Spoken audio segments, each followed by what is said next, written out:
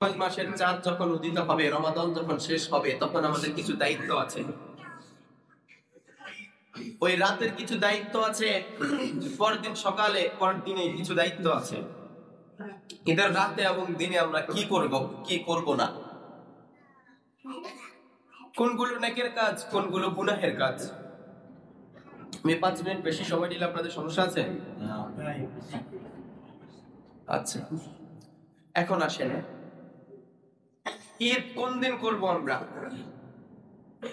অর্থাৎ একটা আলোচনা সামনে এসেছে, এটা অনেক বহুদিন ধরেই আছে, যে পৃথিবীর যে কোনো এক প্রান্তে চাঁদ দেখে সারা বিশ্বে একই সাথে একই দিনে ঈদ করা যায় কিনা।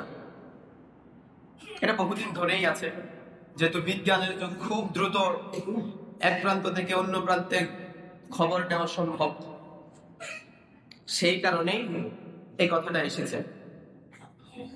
কিন্তু নবী করিম সাল্লাল্লাহু আলাইহি ওয়াসাল্লামের নির্দেশ হচ্ছে সুমু লিরুয়াতিহি ওয়াফতিরু লিরুয়াতিহি। চাঁদ দেখে রোজা শুরু করবে, চাঁদ দেখেই ঈদুল ফিতর আদায় করবে। এক নম্বর নির্দেশ। দ্বিতীয় নির্দেশ, আন-নাহরু ইয়াউমু নাহরুল ইমামি, আল ফিত্রু ইয়াউমুল ফিত্রি আল ইমামি। যেদিন ইমাম ঈদ করবে সেদিনই অন্যদের ঈদ। অর্থাৎ রাষ্ট্র যেদিন ঈদ ঘোষণা করবে ওই দিনই আপনার জন্য ঈদ। কথা কি বোঝা গেল? তাহলে দুইটা জিনিস আমরা পেলাম, যে চাঁদ প্রত্যেক অঞ্চলে একই সময়ে চাঁদ উদিত হয় না। বিশ্বনবীর নির্দেশ হচ্ছে প্রত্যেক অঞ্চলের মানুষ ওই অঞ্চলে চাঁদ দেখে রোজা শুরু করবে, ওই অঞ্চলে চাঁদ দেখে ঈদুল ফিতর আদায় করবে। এক নম্বর নির্দেশ। দ্বিতীয় নির্দেশ হচ্ছে রাষ্ট্র যেদিন ঈদ ঘোষণা করবে ওই দিন ঈদ পালন করবে। কথা কি বোঝা গেল? এরপরে আসি, এবার ঈদের রাতে আমাদের কিছু করণীয় আছে। ঈদের রাতে আমাদের প্রথম করণীয় হচ্ছে 29 রমাদান যেদিন হয়, 29 রমাদানের রাতে আমাদের চাঁদ তালাশ করা। 29 রমাদান দিবাগত রাত আমাদের শাওয়ালের চাঁদ তালাশ করা, এটা একটা ইবাদত। এবং চাঁদ যদি আমরা নাও দেখি, ওই যে চাঁদ তালাশ করার যে একটা সুন্নাত, এর জন্য আমরা সওয়াব পেয়ে যাব। এবং চাঁদ দেখে আমরা এটা দোয়া পড়তে পারি, আল্লাহুম্মা আহিল্লাহু আলাইনা বিল ইউমনি ওয়াল ঈমান ওয়াস সালামাতি ওয়াল ইসলাম। তারপরে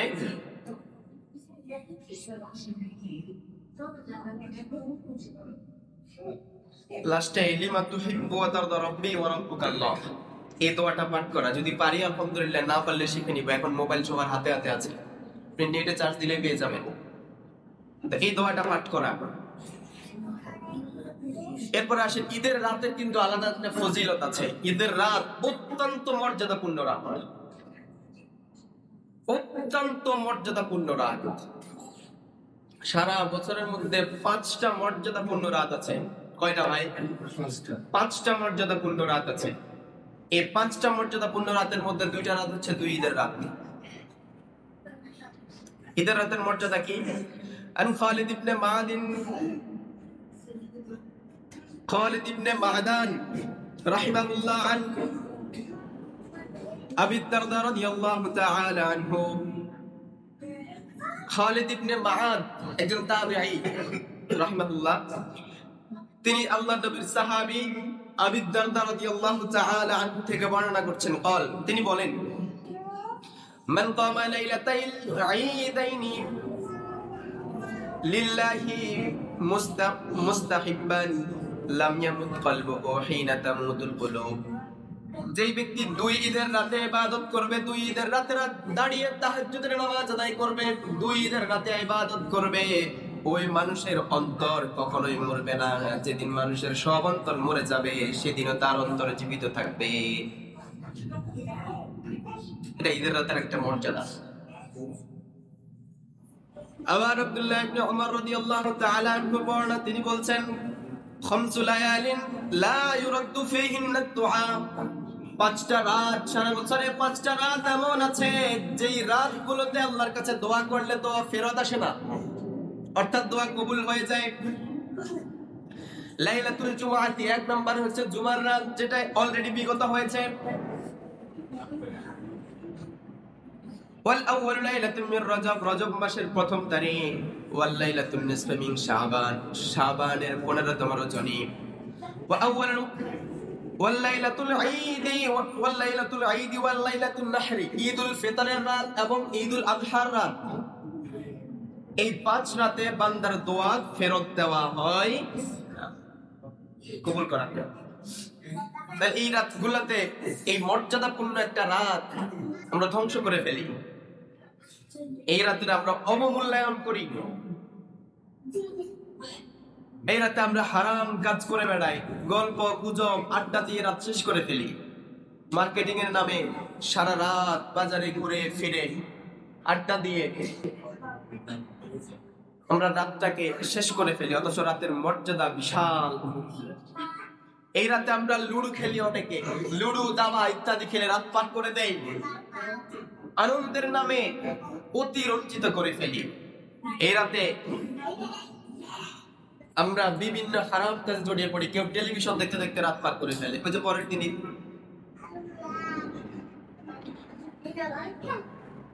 তাই নাকি ঈদের রাতে আমরা এই ধরনের উল্টা পাল্টা কাজগুলা করে আমাদের রমাদানটাকে আমরা কুলুষিত করব না, বরং এই রাতে দোয়া করে, বেশি বেশি তাহাজ্জুদ আদায় করে, তিলাওয়াত করে, জিকিরের মাধ্যমে আল্লাহকে সন্তুষ্ট করার চেষ্টা করব।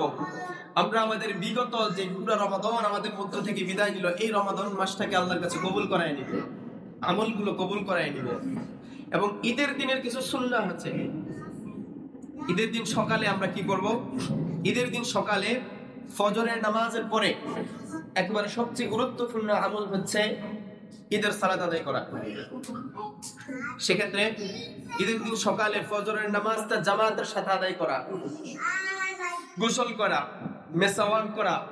মেসওয়াক সারা বছরই সুন্নাত, বরং ঈদের দিন সকালে এটা আল্লাহর নবীর বিশেষ সুন্নাত, এটার ব্যাপারে বিশেষ মর্যাদা রয়েছে। গোসল করা, নিজের সাধ্য অনুযায়ী সবচেয়ে ভালো জামাটা পরা।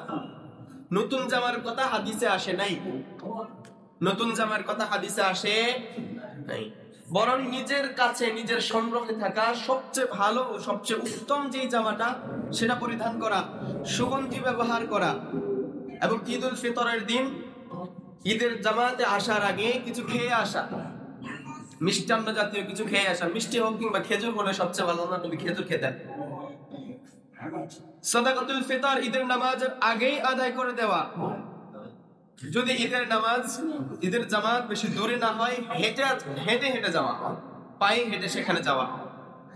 এবং তাকবীর বলা, আমরা তাকবীর ওই যে যেটা বলি আল্লাহু আকবার, আল্লাহু আকবার, লা ইলাহা ইল্লাল্লাহ, আল্লাহু আকবার, আল্লাহু আকবার, ওয়ালিল্লাহিল হামদ, এটা নীরবে আস্তে আস্তে বলা। কিন্তু ঈদুল আযহাতে আবার জোরে বলতে হয়। এখন বলবেন আস্তে আস্তে, একেবারে ঈদের জামাতে আসা পর্যন্ত, আবার ঈদের নামাজের পরেও এটা মনে মনে আস্তে আস্তে বলা। এবং রাস্তার এক পাশ দিয়ে আসা, অন্য পাশ দিয়ে যাওয়া, সম্ভব হলে ডান পাশ দিয়ে হাঁটা, যেহেতু আমাদের দেশে এটা পরিবেশ কম, যদি সম্ভব হয় ডান পাশ দিয়ে আসা, ডান পাশ দিয়ে আবার যাওয়া। এছাড়া ঈদের নামাজ আদায় করার পরে খুতবা শোনা, ঈদের নামাজ যেরকম একইভাবে খুতবা শোনাও কিন্তু ওয়াজিব। আমরা খুতবা না শুনে অনেকে হাঁটা শুরু করি, খুতবা শোনা ওয়াজিব।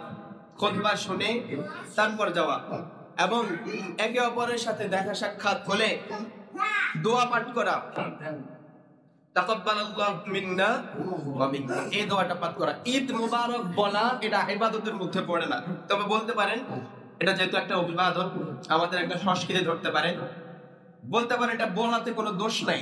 কিন্তু দোয়া পাঠ করা সবচেয়ে ভালো। সাহাবায়ে কেরাম দোয়া পাঠ করতেন, তাকাব্বালাল্লাহু মিন্না ওয়া মিনকুম, আল্লাহর পক্ষ থেকে আমাদের জন্য যে নিয়ামত রমাদান এসেছিল, এই রমাদানের ইবাদতগুলো আল্লাহ যেন তোমারটাও কবুল করেন, আমারটাও কবুল করেন, এই দোয়া করা। যত জনের সাথে দেখা হবে সালাম বিনিময়ের পাশাপাশি তাকাব্বালাল্লাহু মিন্না ওয়া মিনকুম এটা পাঠ করা।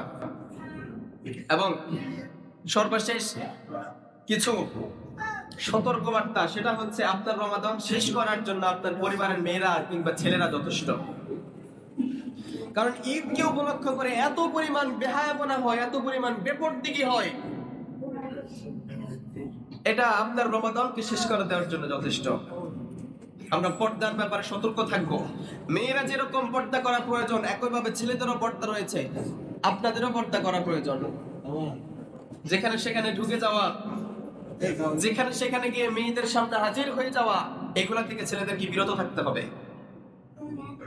একইভাবে মেয়েরাও সর্বোচ্চ সতর্কতার সাথে, যেহেতু ঈদের সময় বেড়ানোর একটা মৌসুম হয়, এটাকে কেন্দ্র করে যেন বেহায়াপনা ছড়িয়ে না পড়ে, যেন বেশি বেশি বেপর্দাপনা ছড়িয়ে না পড়ে, পর্দার ব্যাপারে আমরা সতর্ক থাকব এবং গান বাদ্য ইত্যাদি থেকে আমাদেরকে দূরে থাকতে হবে।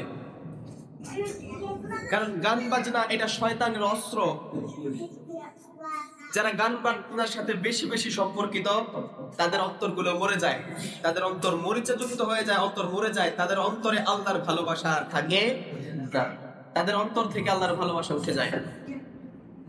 সম্মানিত হাজির, এজন্য আমরা আমাদের এই সতর্কবার্তাগুলো মনে রাখবো। অন্তত পক্ষে এই যে বেপর্দাপনা এবং এই অতিরিক্ত গান বাজনা ইত্যাদির সাথে সম্পর্কিত হয়ে যাওয়া ইত্যাদি থেকে আমরা নিজেদেরকে হেফাজত করবো। আল্লাহ আমাদেরকে মানার তৌফিক দান করেন, করি আমিন।